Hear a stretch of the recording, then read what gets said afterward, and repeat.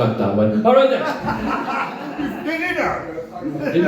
It didn't feel like a welcome break. But there we go. Are we ready for another act? Yeah. Let's do another act! Woo! Team A, bring it up, bring it up, bring it up! Team A plus, bring it up! Everybody bring it up, go back for Miss Abi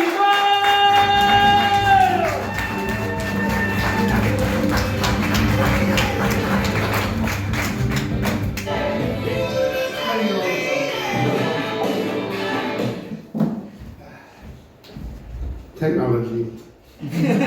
Right. Never works when I do it myself for some reason. Evening, pretend, how are we? So bollocks the first joke about music, so we'll move swiftly onwards. So my name's Abi Myles, the world's premier female meatloaf impersonator. Chris invited me along to sing a few songs for you tonight. Oh, but I won't do that! So I was brought up in the 1980s with all the strong male role models. Prince, Freddie Mercury, Boy George. My father was a pantomime dame and my mother was a seamstress. She used to try dresses on me because she couldn't afford to buy a dummy. But luckily I got out of that unscathed with no lasting psychological effects. So the more observant of you are probably thinking, Susan Boyle really needs to cut down on the cigarettes. So I'd just like to address the obvious question you've all got. No, this is not my natural hair colour. So I am in fact transgendered. Woo! I hide it well. I'm the only person I know who threw their own gender reveal party. So I've been diagnosed with something called gender dysphoria.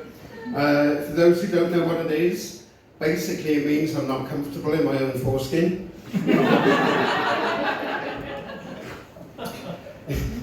So it's been quite challenging having to come out to so many people and tell the same story time and time again. Ironically now I stand in front of strangers and tell the same jokes time and time again. Coming out to my parents was quite a challenge. My father was in hospital following a massive heart attack. My mum was understandably worried. So I thought, I know, I'll take her mind off it. So I explained it all to her, I sat her down, I went through it all, and she said, well, I really don't understand, but I support you. Aww. Yeah, lovely, isn't it? But maybe now is not a good time to tell your dad. So to make it all easier for myself, I actually wrote and published my life story last year. It's called Abnormal, available from all good bookshops.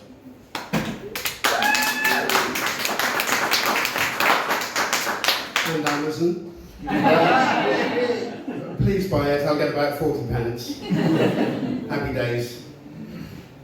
I did actually do a book signing recently in Waterstones.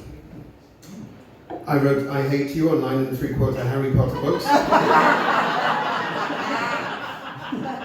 Banned for life. So I've learned more about hair and makeup in the last 18 months than I thought possible. One day I might put some of it into practice. Don't hold your breath, Lee. It's been a while since I caught a stray. And being of a certain age is quite challenging as well. Like most of my friends, I'm on HRT. Problem is they're all going through menopause. I'm going through puberty. Yeah, so good I did it twice. It's not all fun and games though. I can go from horny teenager to evil hell bitch in the time it takes to eat a tub of Ben and Jerry's. I have had a few of them in my time.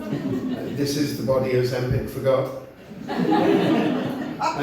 am on the larger side, I admit it, but I do identify as skinny. I'm trans slender.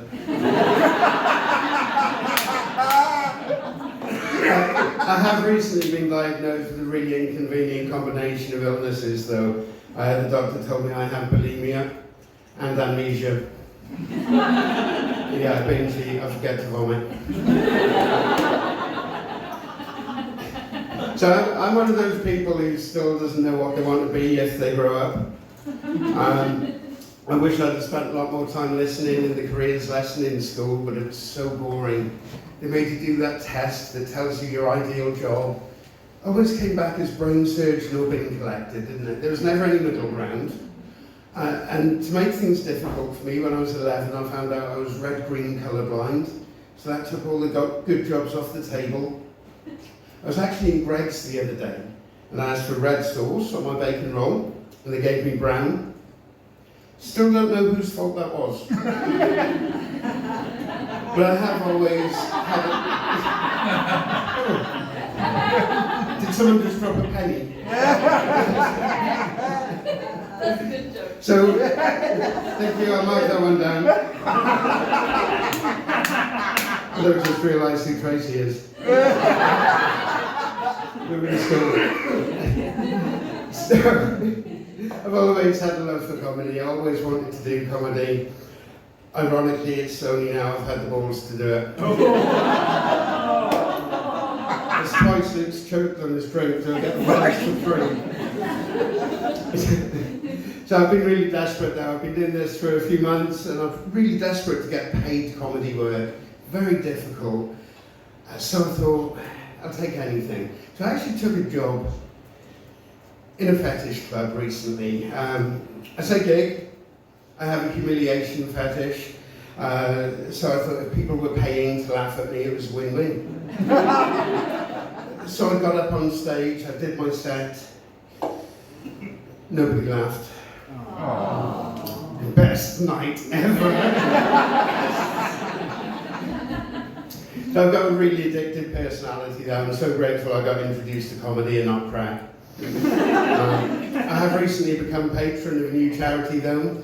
We're rehabilitating drug users by teaching them comedy.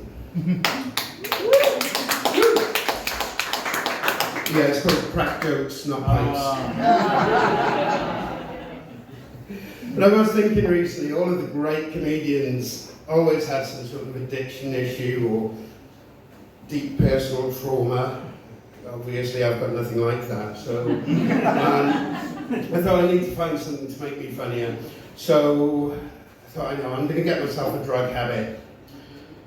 If it's taught me nothing else, it's that I've got to pay more attention to the adverts on Facebook. I was convinced I'd found a local meth dealer. Now, it turns out he was a moth dealer. My front room now looks like Silence of the Lambs. So as I said, I grew up in the 80s and proudly part of Generation X, which is great. For those of you who don't know what that is, basically we were born dead inside. Emotionless, cynical, borderline sociopaths.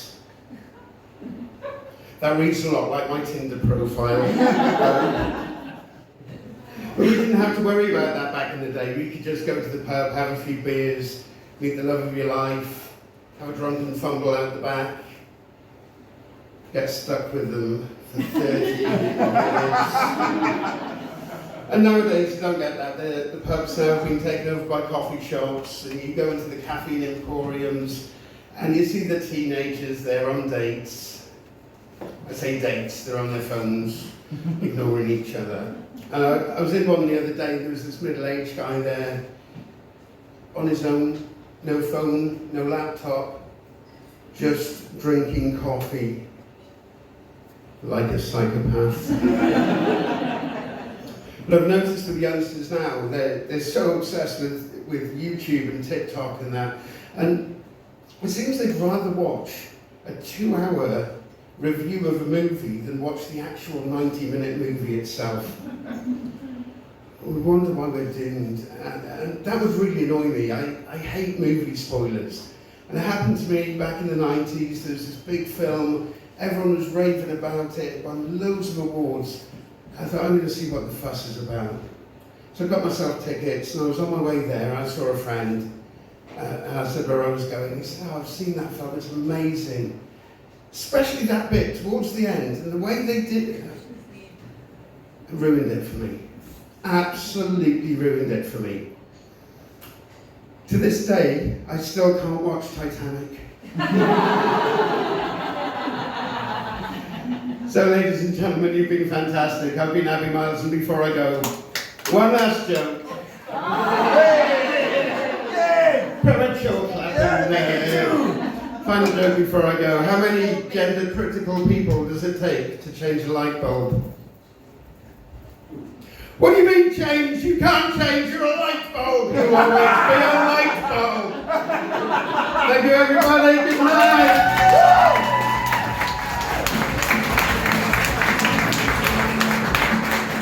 Abi Myles! Let's keep the energy going. Keep it going. Keep it going. Go Matt, go crazy. We got a family section. Mr. Matt, go! What's